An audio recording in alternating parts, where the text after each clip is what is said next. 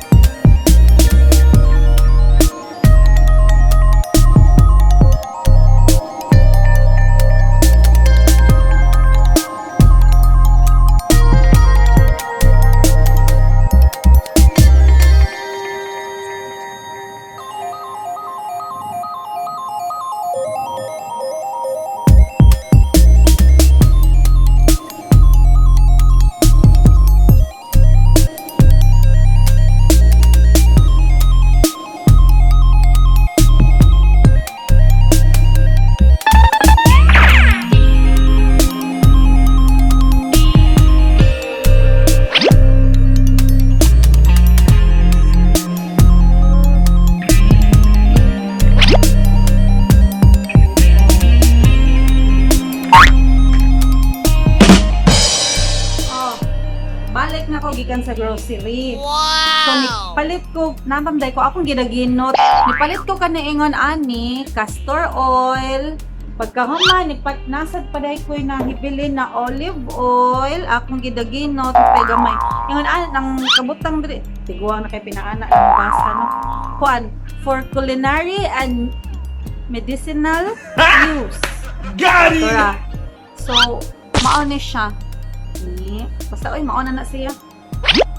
Pero ako na siyang gisagulan og gamay nga coconut oil para dili kay siya pilit ba pilit manggod kay tanan ning kuan. Pilit kaayo tanan ning castor oil. Nya kanang syempre higda nimo dili ka comfortable kay kung ang imong unlan bitaw sticky kaayo. So maot na kailangan nimo i-dilute smoke oil. Kailangan nimo i-dilute kanang lain na klase na oil para mawagtang ang iyahang kuan bitaw kapilit. Ayaw dong makaon. Ako na ibutang sa atong buhok. No. Ako na ta. So sa ako ang akong nang larot gyud pag-ayo kay actually sa tanan gyud ambot nga no falling hair So, siguro tungod ni sa stress. Dapat daw, anak ko nung mga nag-falling hair, mo relax ko na siya, matugog sa'yo. Bakit tigong iringa? Ang sama niya, mukha ang kag-oil? Kaligo ko na niya maron. Wait, ragod! Eh, sa ginugstugod na sa. Puspus. Ayaw lagi! Wait, di bitaw binangga man. Ayaw lang yung, ha? Hawa sa di ha, aram di ta ka kilampurnas. Ayaw dire. Na. Ano siya, sabot pa niya. Ika kasabot ang binisaya. Kinachilao na to. Hawa dira mataga ako. Wow. Sugod na tagbot ang bahala ka kada imna ng oil oy kay gahit ka batikon. Dire na magamit kog brush. Kaya ako isugod sa akong forehead. Pagkahuman, diri sa scalp na siya ibutang. Nya i-massage gamay, gamiton ang brush para matugop gyud siya sa imuhang bagol-bagol. Na ato din siyang ibutang.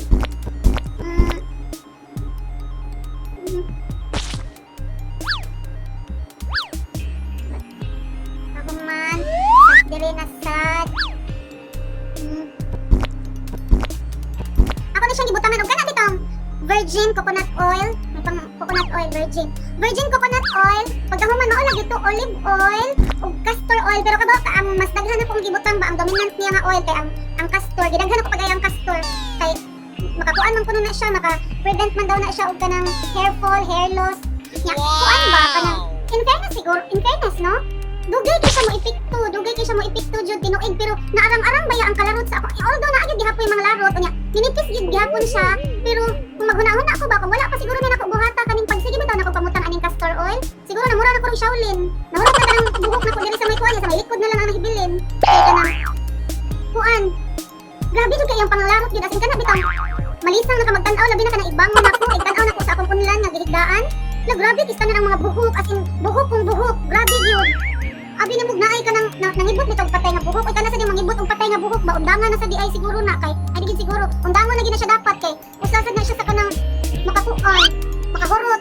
Sabaw nang larot ang buhok sige pangibot ang patay buhok kay kabaw ko kanang daghan kay naghabi dirag sig pangibotay og patay nga buhok. Ug kana sang kuan ay kana bitaw magsige kag pamugong kanang ugto nimo pag-ayo kanang ban kanang ug ponytail nga kanang hugot jud kay tanan kana siya.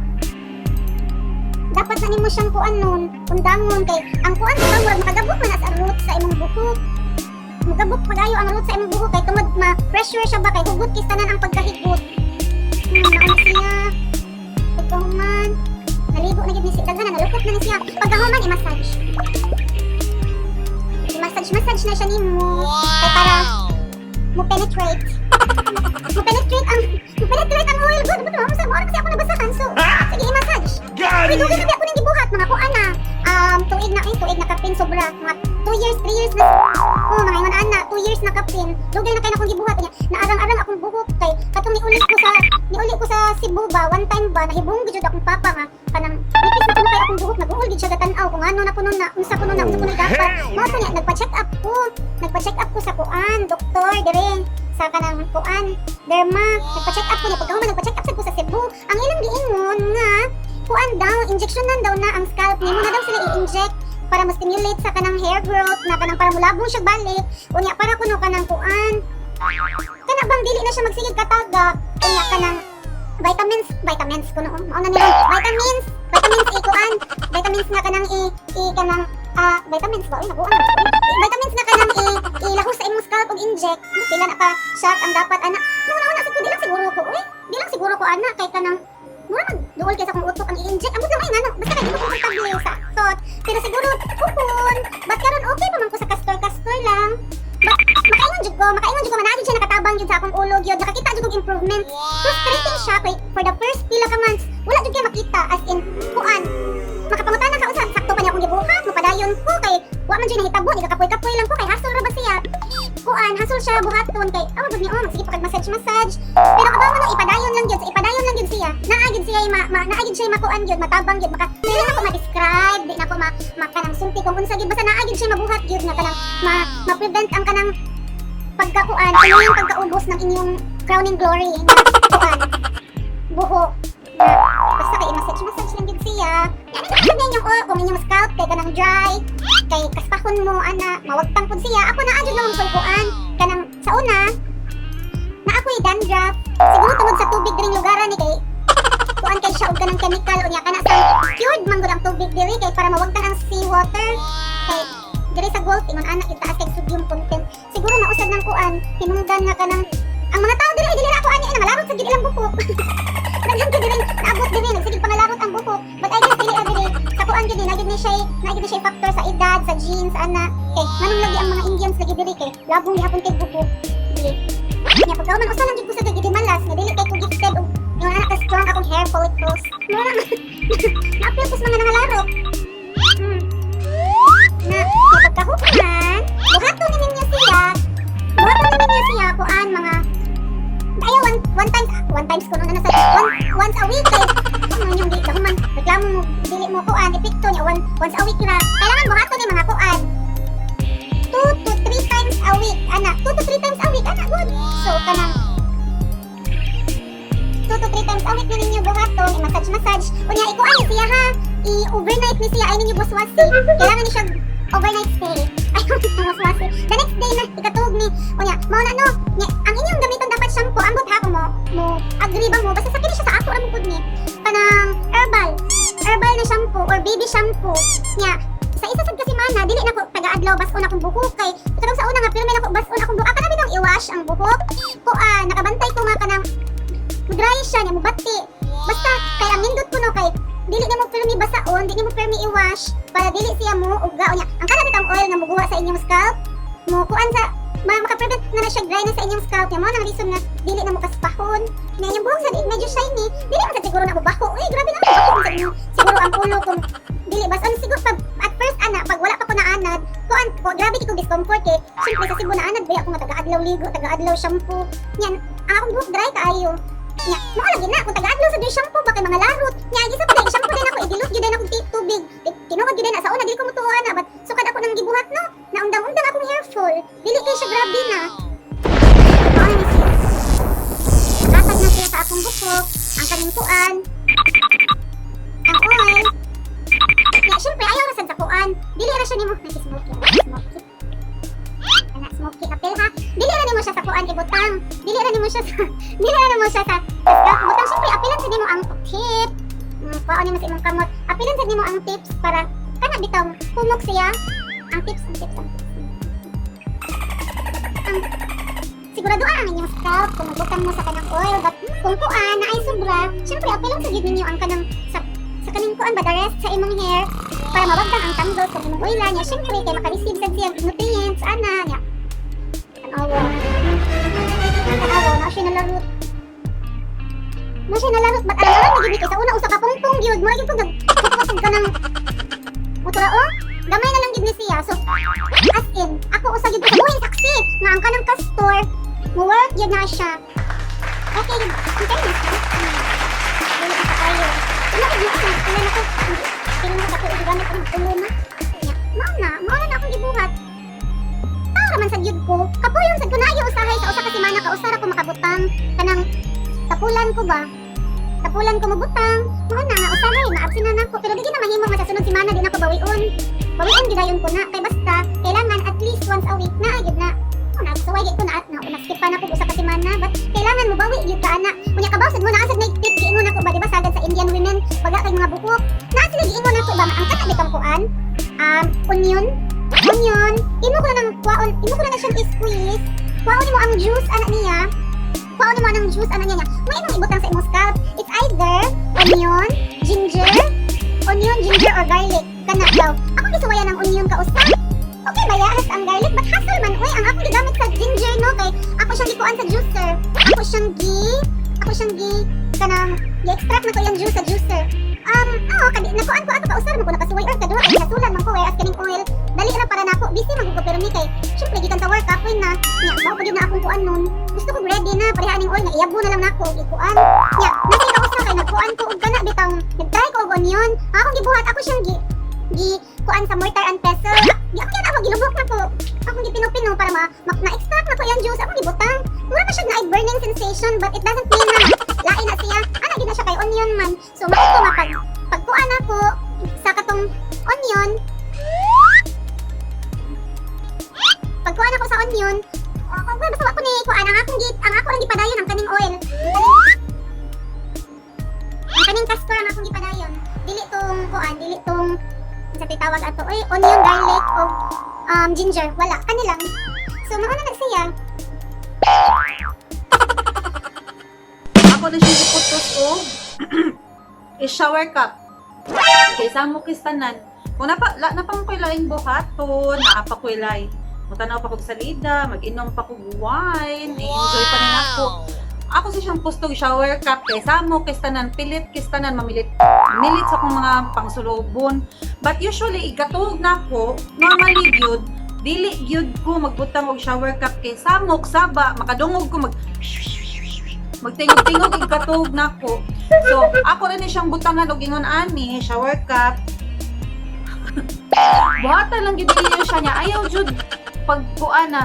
Syempre, di gyud na malikayan nga impatient ta sa sige na tong kuan, dili ba na ingon na mata ni mo ugma, mura na kag aliwa sa kabaga sa imong buhok. Dili baya. Paghuwat sa good, matugkan ra jud lagi ka kana imong mga nangalarot mo, balik ra na. Kunya ka nang malesen na iyang paglarot. Ay sa pagkuan nga mata nimo, wow, labong na jud dayon as in mura nag hello. Dili si ana mura na jud kag unggoy sa kalabong sa imong buhok or mura na kag aliwas, dili sad uy. This is it. Nadiri akong amiga. Oh, wow. This is it. Oh, mao na to siya. So, I hope nga makatabang pa akong suggest na tip nga kanang castor oil.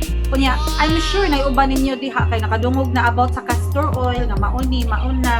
Walang moisture kay wa mo'y kaila nga nakagamit ana nya maka-checka ninyo nga tinuod jud ako tinuod gid siya gamit na jud ko ana niya sa gi-mention pa na kaganiha wa ako nasang balikon karon duha na ka tuig kapin nakatabang gid siya nako dili man wow labong di ingon na but naa gid siya nabuhat gyud dako siya nabuhat nako so start na palit na castor oil bahog na dira sa imong buhok. Go!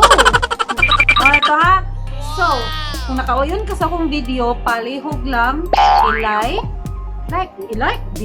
i-like, or kung mas ganahan dyan ka, subscribe. Kunyaan ka ng bell diha, i-click siya para sa sunod na kong video, makabaw ka ba? Ma-notify ka, nga na akong video, ana. Mag-upload ko as soon as possible. Ito lang to. Cheers!